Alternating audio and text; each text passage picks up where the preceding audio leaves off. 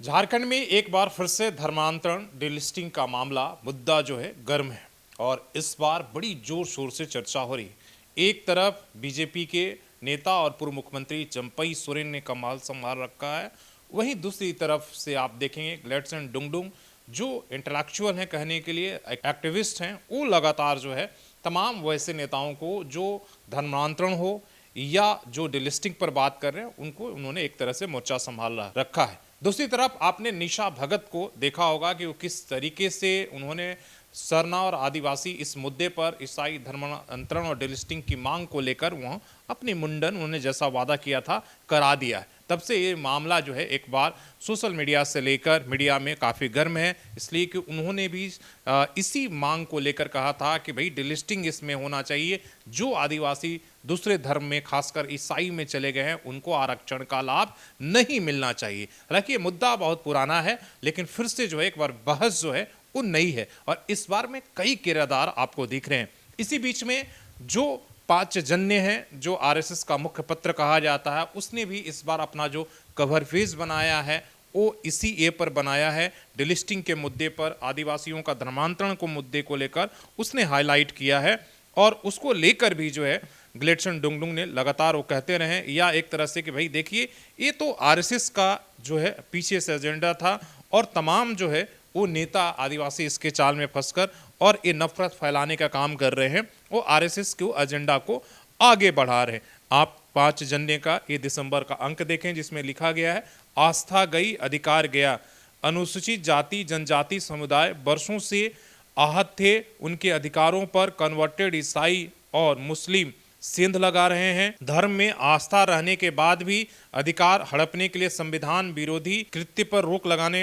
वाला इलाहाबाद हाईकोर्ट का उच्च न्यायालय का निर्णय आस नई जगाई है और इस तरह के उन्होंने पोस्टर्स शेयर किया है कि डिलिस्टिंग सिर्फ नारा नहीं, आरक्षण हमारा है। और इसको लेकर जो है एक तरह से नई बहस हो जो लगता है कि झारखंड की राजनीति के लिए काफी महत्वपूर्ण है। आपको पता है डिलिस्टिंग को लेकर आपको एक बड़ा संवेदनशील मामला है। डिलिस्टिंग उनकी कि भाई जो आदिवासी जिन्होंने ईसाई धर्म या बाकी किसी भी धर्म में चले गए हैं, जो कन्वर्टेड हो गए हैं, लेकिन आज भी वो ईसाई का स्टेटस है, उन्हें आरक्षण मिलता है, सभी तरह के अधिकार मिलते हैं, लेकिन वो जो आदिवासी सरना धर्म है उसको नहीं मानते हैं। और ये बात लगातार चंपई सोरेन से लेकर तमाम लोग कह रहे हैं। चंपई सोरेन मीडिया में लगातार इंटरव्यू दे रहे हैं। अभी उन्होंने कहा कि भारतीय संविधान के तहत आदिवासी समाज को जो आरक्षण का अधिकार मिला है वो पारंपरिक, सांस्कृतिक और रूढ़िवाद पहचान तथा जीवन शैली से जुड़ा हुआ है। कहते हैं कि भाई जिसने रूढ़ी परंपरा को छोड़ दिया है, जो दूसरे धर्मों में चला गया है, जो चर्च का नियम मानता है, उसके रिवाज के हिसाब से, रीति रिवाज के हिसाब से शादी विवाह करता है, तो उसे आदिवासी कहलाने या आदिवासी का आरक्षण का लाभ नहीं मिलना चाहिए। वो कहते हैं कि विभिन्न हाई कोर्ट एवं सुप्रीम कोर्ट ने भी स्पष्ट किया है कि ईसाई समाज में कोई भी जाति नहीं होती और धर्म बदलने के बावजूद सिर्फ आरक्षण के लिए स्वयं को पुरानी पहचान से जोड़ना वास्तव में संविधान के साथ धोखा है। किसी भी मंदिर, मस्जिद, गुरुद्वारे या चर्च के पास हाथ जोड़ने से अथवा सिर झुकाने से धर्म नहीं बदलता, ये आपकी जीवन शैली पर निर्भर करता है। वो इस बात को जवाब दे रहे हैं जब ग्लेडसन डुंगडुंग कहते हैं कि भाई आप तो दुर्गा पूजा मनाते हो, आप तो मंदिर जाते हो, आप तो इस फेस्टिवल में शामिल होते हो, तो एक तरह से अप्रत्यक्ष रूप से उस तर्कों को जवाब यहाँ दिया गया है कि अगर किसी भी मंदिर, मस्जिद और एक आगे अगर हम सिर नवाते हैं या ये कहते हैं तो उससे मेरा धर्म नहीं बदलता। उस बात की जवाब है जो बार बार लोग इस तर्क को कहते हैं कि भाई आदिवासी जो हैं वो तो हिंदू धर्म के तमाम सारे फेस्टिवल मनाते हैं, तो क्या वो धर्मांतरण नहीं हुआ, केवल ईसाई धर्मांतरण ही हुआ? एक तरह से उसकी ये बात कर रहे हैं। किसी भी बच्चे के जन्म के समय, शादी के समय, मृत्यु के बाद आपकी धार्मिक प्रक्रिया मांझी बाबा, पाहन, पहड़ा, राजा पूरा करवाते हैं या पादरी, इस पर निर्भर करता है। कहते हैं अपनी धार्मिक गतिविधियों के लिए आप सारना स्थल, जवाहर स्थान, देसावली जाते हैं या फिर चर्च,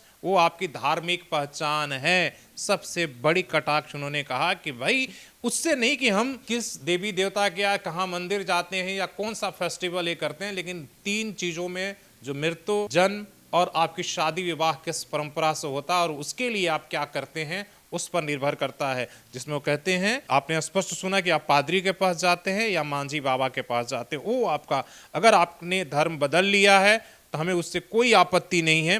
आप अपने धर्म में खुश रहिए, लेकिन हमारे अधिकारों पर अतिक्रमण मत करिए। भारत में ईसाई धर्म को अल्पसंख्यक में गिना जाता है, दलित आदिवासी नहीं हैं। आदिवासी समाज की इस लड़ाई को कुछ लोग जाति एवं धर्म के नाम पर भटकाना चाहते हैं, लेकिन हमारा सवाल एकदम सीधा है। अगर इस तरह धर्मांतरण चलता रहेगा तो हमारे सरना स्थलों, जहार स्थानों एवं देशावली में कौन पूजा करेगा? फिर तो हमारा अस्तित्व ही समाप्त हो जाएगा।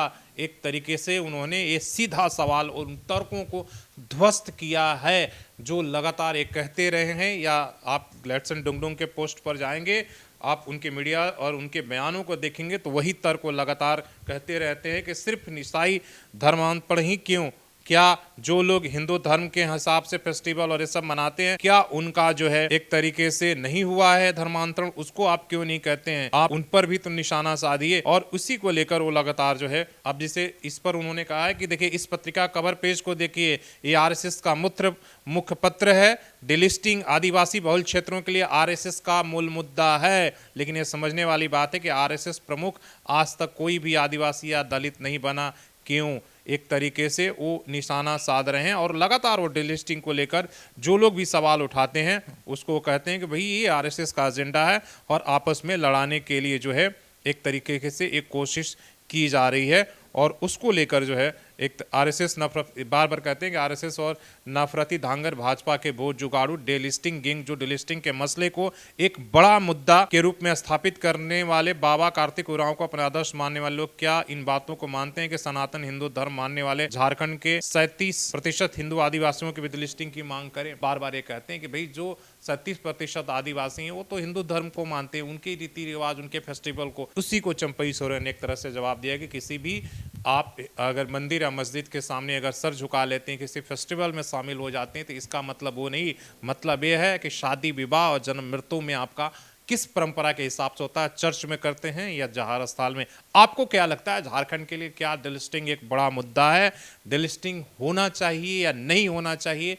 आप अपना क्या आप मानते हैं कि आदिवासियों के अस्तित्व के लिए, अधिकारों के लिए जो है डिलिस्टिंग जरूरी है, या कन्वर्जन जो है, धर्मांतरण जो है, ये खतरा है? इस पर अपनी राय जरूर दीजिए। धन्यवाद।